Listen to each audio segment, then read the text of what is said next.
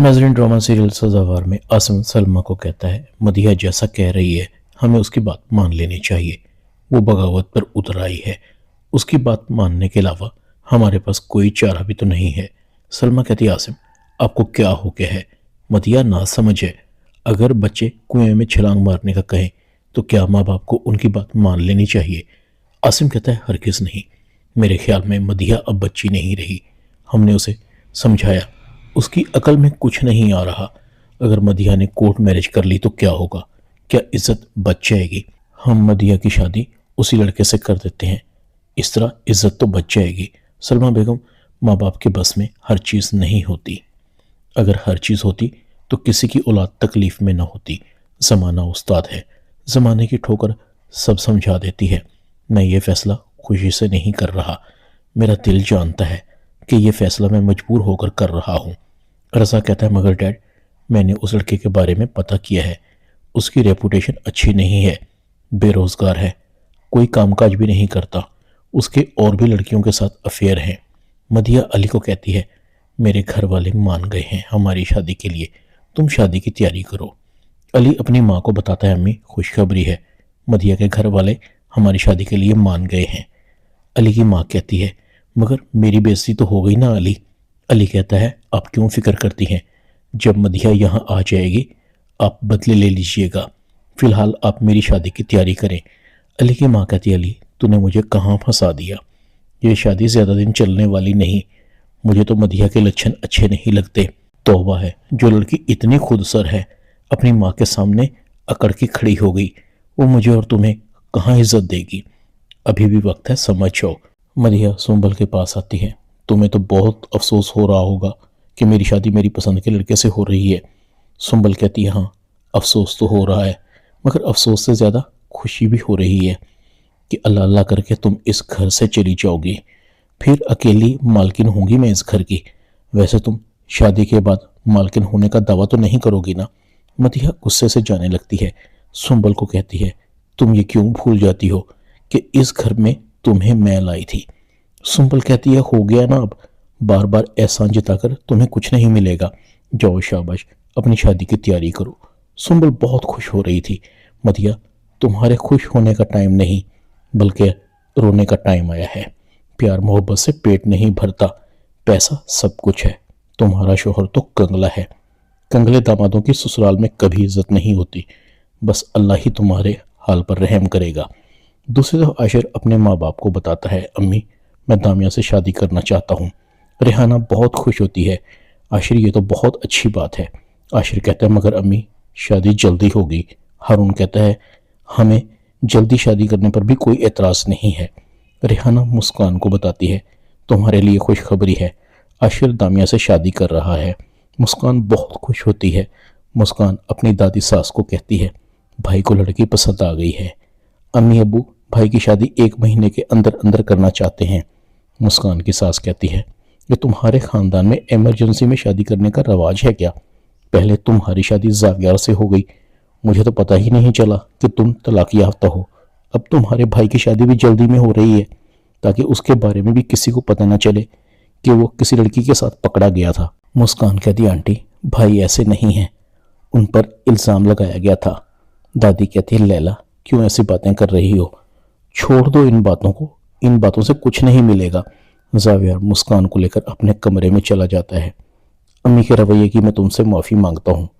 मुस्कान कहती है कोई बात नहीं, मैं आंटी की बातों को बुरा नहीं मानती। जैसे ही दामिया जॉब पर आती है तो वहाँ लड़कियों का रश था जो इंटरव्यू के लिए आई हुई थी। दामिया बड़ी हैरान होती है क्योंकि दामिया को पता लगता है कि उसे जॉब से फारिग कर दिया गया है। दामिया आशिर के पास जाती है। दामिया कहती है सर ये इंटरव्यूज़ कैसे हो रहे हैं? आशिर कहता है मिस दामिया आपको जॉब से फारिग कर दिया गया है, अब आपको ऑफिस आने की ज़रूरत नहीं है। दामिया के चेहरे का रंग उड़ जाता है। आशिर के चेहरे पर हल्की सी मुस्कुराहट थी। आशिर कहता है आप बेफिक्र होकर घर जाएं, मैं आपको सारी फिक्रों से आज़ाद करने वाला हूँ और उसको भी देख लूँगा जो ज़बरदस्ती तुम्हारे साथ शादी करना चाहता है। अब आप आराम से शादी की तैयारी करें और मेरी बारात के आने का इंतज़ार करें। दामिया को समझ नहीं आ रही थी क्योंकि उसे वो मिलने जा रहा था जिसकी ख्वाहिश उसके दिल पर थी मगर ज़ुबान पर नहीं आ रही थी। عاشر کہتا ہے آج میرے گھر والے تمہارے گھر آئیں گے تمہارے رشتے کے لیے، ہماری شادی 1 مہینے کے اندر اندر ہو جائے گی۔ دامیہ خوشی خوشی گھر جاتی ہے۔ دامیہ کی ماں کہتی ہے آج تم جلدی آ گئی آفس سے۔ دامیہ کہتی ہے امی میں نے نوکری چھوڑ دی ہے، آج عاشر کے گھر والے آئیں گے میرے رشتے کے لیے، وہ جلد سے جلد شادی کرنا چاہتے ہیں۔ دامیہ کی ماں اور بھابھی بہت خوش ہوتے ہیں۔ دامیہ کی ماں کہتی ہے مگر وہ شفیق جو ہماری جان کا دشمن بنا ہوا ہے اتنے آرام سے یہ رشتہ شادی ہونے دے گا؟ دامیہ کہتی ہے آپ کیوں فکر کر رہی ہیں؟ عاشر نے کہا ہے کہ وہ شفیق کا وہ حال کرے گا کہ وہ یاد رکھے گا۔ ظفر تکلیفوں سے کرا رہا تھا۔ شفیق کے بچے ایک دفعہ میں یہاں سے چھوٹ جاؤں تمہارا تو وہ حال کروں گا کہ تم یاد رکھو گے۔ اماں بڑا سمجھاتی تھی مجھے کہ مجھے دوست بدلنے چاہیے، مگر مجھے سمجھ نہیں آئی، میرے ساتھ ایسا ہی ہونا چاہیے تھا۔ میں نے اپنی ماں اور بہن کے ساتھ بہت زیادتی کی ہے، انہیں زیادتیوں کی سزا مجھے مل رہی ہے۔